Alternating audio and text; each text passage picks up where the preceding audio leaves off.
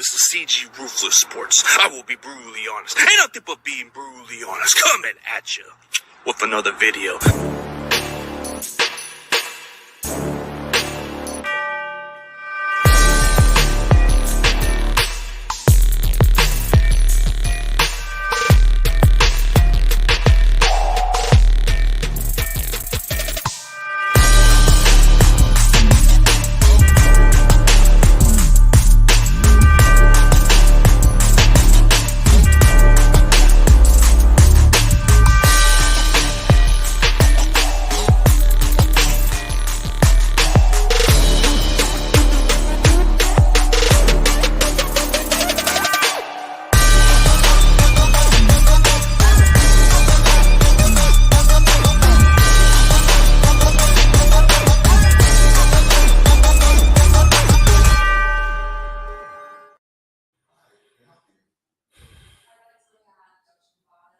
Everybody, let's welcome our special guest, man. It's been long overdue. Let's welcome Vish, the legend, the myth.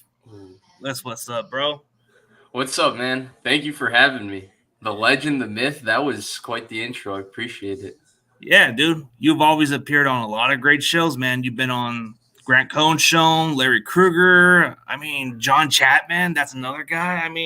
You're everywhere, even on those other ones, Gold Center podcast, bro. It's like you've been making some marks out there, man. Oh, thank you. I appreciate that. I couldn't have done it without any of those other people inviting me on to come on. So I appreciate it. Yeah, it must be pretty interesting just to come from Chicago, man. What made you become a Niners fan just from that area?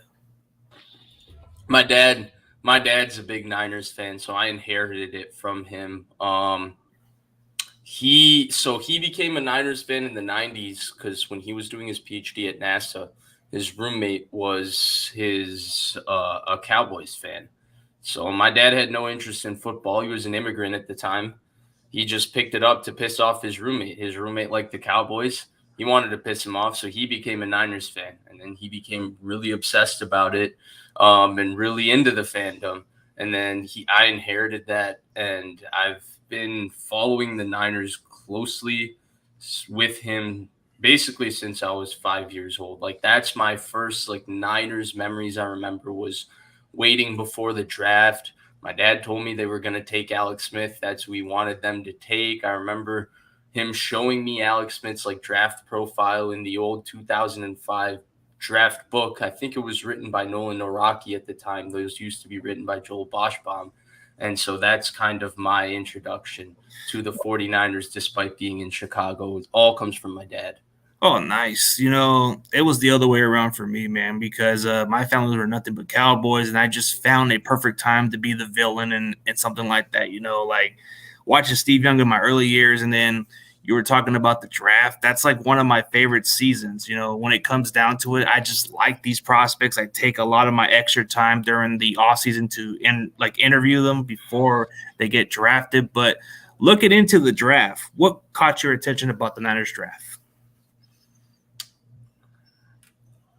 So the Niners draft was kind of in a weird spot, right, without them having the first round pick or the second round pick due to the Trey Lance and Christian McCaffrey trades. So usually my process with looking at the draft in general is I just like studying the players that are the most hyped at the top of the draft. That's what's interesting to me. And so I didn't watch, besides Jair Brown, honestly, I didn't spend a lot of time watching a lot of the players the Niners drafted before the draft. So I didn't have the greatest impression of when they were drafted. Well, okay, did the Niners take a great player or a bad player? I don't know. But overall, now that I have watched those players since they've been drafted, I've really enjoyed the Niners draft. I thought it was a good draft. I thought positionally they attacked the weaknesses that they had on their roster. I know there was some gripe on whether they would or wouldn't pick an offensive lineman. While I felt like, developing an offensive lineman would have done them a lot of favors, I also understand the logic behind not taking one.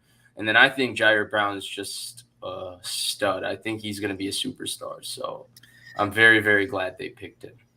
Yeah, I was impressed by the fact we were able to get him, and we trade up for a safety. Usually we wait until the later rounds to get one at least. Exactly. Yeah, and what really caught me by surprise was getting a kicker in the third round. Like, who does that? Like, but hopefully he pans out. 100%. And I've seen a lot of people bend over backwards to justify that pick either way, right? You have the people that are like, who cares? Kickers don't matter, blah, blah, blah, which isn't true. That's not true. The kicker does matter. The kicker doesn't matter until he misses a game winning kick, right? So there's clear value and equity there. But then you also have the people who are like, he was the best kicker prospect ever. This, like, you Niners were never going to kick or get a kicker. If you want to get a starter in the third round, you just get a kicker. No, that's BS. There's also, value with the kicker that's a little bit difficult to see just because the position is so mental, right? And you see the pressure of being drafted and having to produce for the team that drafted him because so few of them are drafted. It's not necessarily been successful a lot. So, yeah. Yeah, and the last time we drafted a kicker very high, which I didn't know then, we drafted a kicker named Doug Bryan. We won that Super Bowl the year, but he was a third-round pick. So I guess maybe history does repeat itself. But speaking of, which one pick that stood out to me that really got me so excited? It's like we won the Super Bowl with that pick. I mean, Braden Willis was just a guy I just was really falling in love with as a prospect, because the versatility, the talent-wise, and – yeah, I'm guilty for being a Oklahoma Sooner bias, but I feel like he's just an all-around player. Like, what's your thoughts of him? Yeah, he was, I thought, one of the surprises for me a little bit later while watching because, he was a sixth or seventh round pick. I think he was a seventh round pick. Yeah. So usually, seventh round pick, you're not sure if you could make the roster, but I agree. He looks like he could be a good receiver. He runs after the catch. He might, possibly become their big slot in receiving situations. I don't know. It's maybe a very, very positive outlook for a guy that was a seventh round pick, but I agree. He doesn't look like, he looks like he could be a contributor. Yeah, especially on different roles and all that stuff. So when you look at other prospects, Cameron too was kind of like, I think they'd see him as a really good tight end, but the fact that we double in on tight ends, that just tells me that they're not satisfied with Kittle's backup. So it's going to be interesting. I think that's one of my most interesting competition battle is a tight end position. So what position are you more interested in watching? Of course, the quarterbacks. Okay. Of course, the quarterbacks. I'm really excited to see how that plays out this offseason. I have my skepticism. I also have my positivity about all of it. So I'm really excited to see how it plays out. Yeah, like Brock Purdy's coming off an injury. Trey Lance has kind of had to prove himself. I mean, you have Sam Darnold. Like, it's like, can he be the next Alex Smith is what everybody's talking about. We don't know. So it's like, then we just signed Brandon Allen for camp body. And then we're bringing in some XFL quarterbacks in for the rookie mini camp. But I guess it's pretty interesting with the quarterback position. Have you ever seen a team with Super Bowl expectations have this at the quarterback position? I haven't seen a team. Can you remember it? I can't even think. I can't either. It's crazy. It's like, a team that's gone through injuries at quarterback, that's hard to survive. But we went through last season with 3 quarterback injuries. Right. And have you ever seen that? No, I've never seen it like that. I think the Cardinals were like the closest to what I've seen in 2015. And then Houston had to do it the year they had to start TJ Yates in the playoffs. Which was crazy. But yeah. But I think what the Niners was, even with the injuries at quarterback, they still didn't miss a beat. Right. But how long can you keep doing that? That's the question. And we're about to find out because it seems like they're going right down that road, trying to play with that fire again. So it'll be interesting to see. Yeah, it definitely will be interesting. But, like, going into this offseason, there was a lot of question marks whether we needed to address the offensive line. They really seemed to be very high on McKivitz. They gave him like a short-term deal, which is like a very bargain contract. How do you feel about Colt McKivitz being our starter? So I think it's a very nuanced question because I might not be able to sit here and tell you that I think McKivitz is the world's greatest right tackle. But I think when you look at the landscape of the NFL and what it's like in terms of offensive line play across the board, so what prospects are being cycled into the NFL, what players are actually in the NFL, there's not a lot of, I would say there's not 32 where you look at them and say those are bang on starting, like that's a right tackle, right? That's why Mike McGlinchey got paid so much money. Because whatever Niners fans think of Mike McGlinchey, he's like one of 10, one of 15 at right tackle. And that's why they paid him so much money, because there's not that many people like that. So I actually think McKivit's price is a relative bargain, because the two things he does well is, one, he's very, very tough, and he is very physical. In fact, I would say he's more physical than McGlinchey. And then two, he's assignment sound. He just goes out there and he does his job, and he does what he needs to do, and he does it with great toughness and physicality. So I think he's going to be competent. That's what I think. I think the Niners' offensive line will once again be above average. I know people will complain about it and say this is the problem, this was it. I mean, the Niners' offensive line last year was better than, I would say probably 20. They were probably a top 10 offensive line in the NFL, if I'm being honest. It's just the state of offensive line play. They're just not as good as defensive linemen. That's why the Niners' defensive line overwhelms just about every offensive line they play as well. And so when you look at it like that, I think McKivitz will be competent. I think he'll be fine. I think he'll be more than good enough. I don't think he'll be the reason the Niners lose any games, but I also not going to sit here and be like CG Ruthless. Colton McKivitz will be a first-team All-Pro next year, because that's probably not going to happen either. I mean, I wouldn't say that, because I'm not really. I like him as a prospect, like starting for us, because he has experience. He's played with us, right.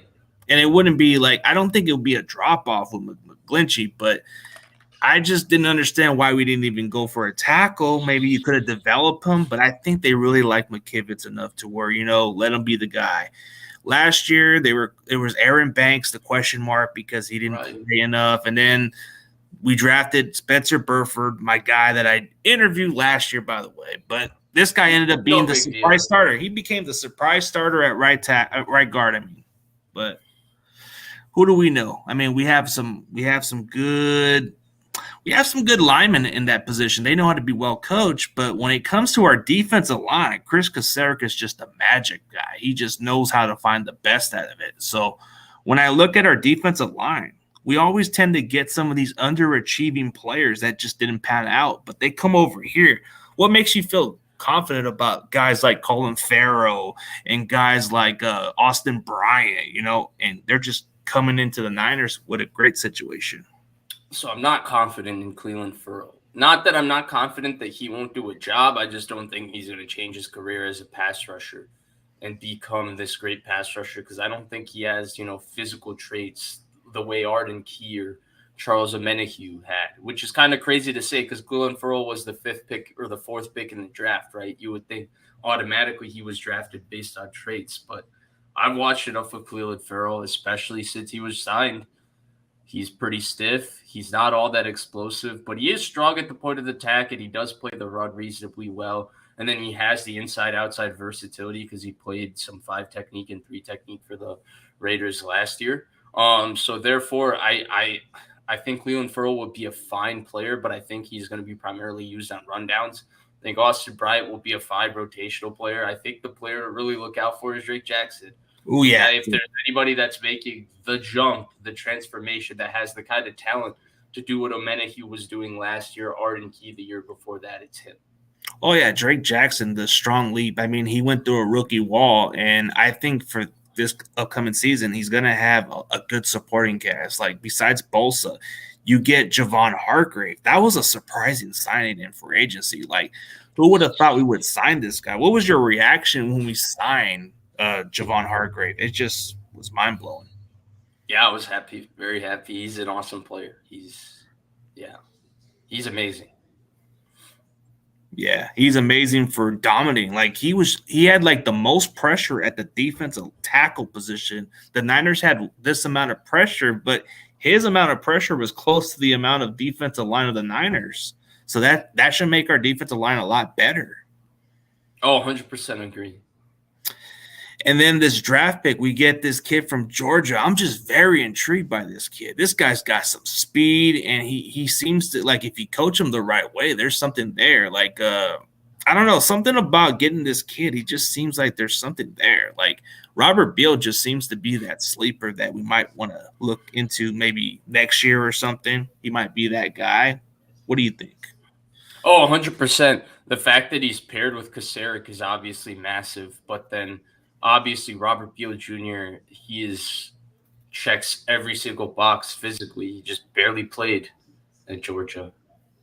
Yeah, and he actually led the team in sacks in 2021 when they won the national championship, and I was surprised by that because Trayvon Walker was the #1 draft pick, but when I looked at that stat from Robert Beal in 2021, he was the one leading the team in sacks. So imagine if he would have played a lot more snaps, I think he probably would have been really good.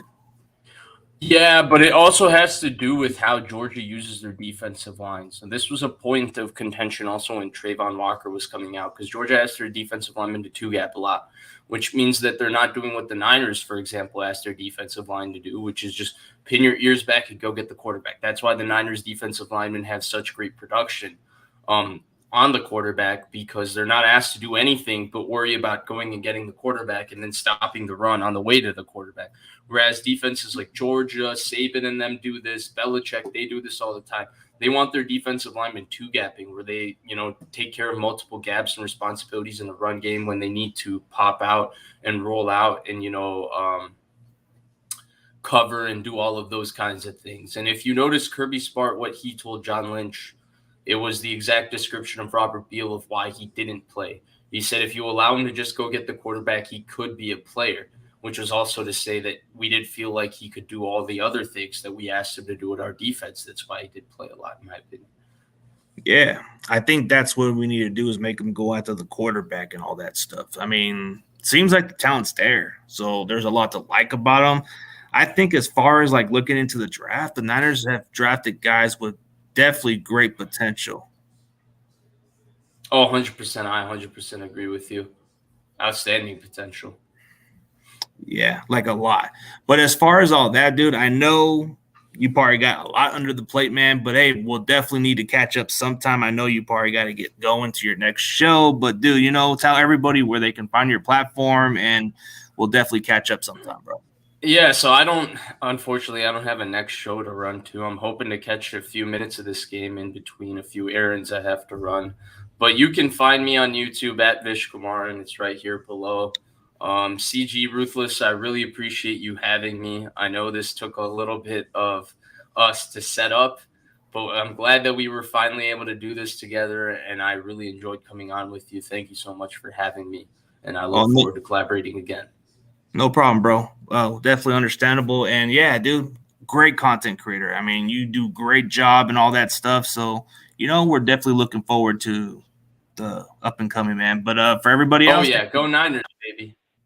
Oh, yeah. Go Niners. And thank you guys for tuning in. Peace, y'all.